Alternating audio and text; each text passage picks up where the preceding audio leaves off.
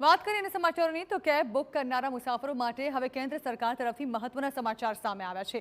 હવે ઓલા ઉબર સહિતના કેબ અને અન્ય વાહન એગ્રીગેટર્સ મુસાફરોને રાઇડ શરૂ થાય તે પહેલા એડવાન્સ ટિપ આપવાનો વિકલ્પ નહીં આપી શકે। સરકારનું કહેવું છે કે રાઇડ શરૂ થાય તે પહેલા ટિપ માંગવી અથવા ટિપ આપવા માટે કોઈપણ પ્રકારનું દબાણ ઊભું કરવું એ નિયમોની ભાવના વિરુદ્ધ છે। મંત્રાલયે 11 ઓગસ્ટે જાહેર કરેલા નિર્દેશમાં ખાસ કરીને કેટલાક એપ્સ પર જોવા મળતા એડવાન્સ ટિપ અને ચૂઝ એન્ડ એડ ઓન જેવા વિકલ્પોનો ઉલ્લેખ કર્યો છે।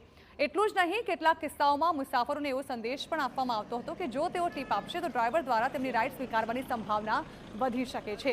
સરકારના મતે આ પ્રકારનું ઇન્ટરફેસ મુસાફરને વધારાની રકમ ચૂકવવા માટે પ્રભાવિત કરી શકે છે।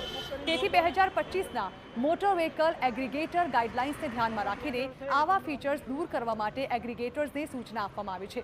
હવે રાઇડ બુક કરતી વખતે કે રાઇડ શરૂ થાય તે પહેલા ટિપ આપવા માટે કોઈપણ વિકલ્પ અથવા પ્રેશર મુસાફરો પર નહીં રહે। નવા નિયમની સૌથી મહત્વની વાત એ છે કે ટિપ હવે સંપૂર્ણપણે સ્વૈચ્છિક રહેશે અને રાઇડ પૂર્ણ થયા બાદ જ આપી શકાશે। એટલે કે મુસાફર બુકિંગ સમયે રાઇડ શરૂ થતા પહેલા અથવા મુસાફરી દરમિયાન ટિપ આપી શકશે નહીં। રાઇડ પૂરી થયા પછી જો મુસાફરને ડ્રાઈવરની સર્વિસ સારી લાગી હોય અને તે ટિપ આપવા ઈચ્છે તો તે પોતાની મરજીથી ટિપ આપી શકશે। સાથે જ ટિપને ride confirmation, driver allotment, waiting time અથવા સર્વિસની ગુણવત્તા સાથે જોડવાની પણ મંજૂરી નહીં હોય। એટલે ટિપ આપશો તો જ કેબ ઝડપથી મળશે કે ડ્રાઈવર તરત જ રાઇડ સ્વીકારશે એવો કોઈ પણ સંકેત કે ગેરંટી એપ પર આપી શકાશે નહીં।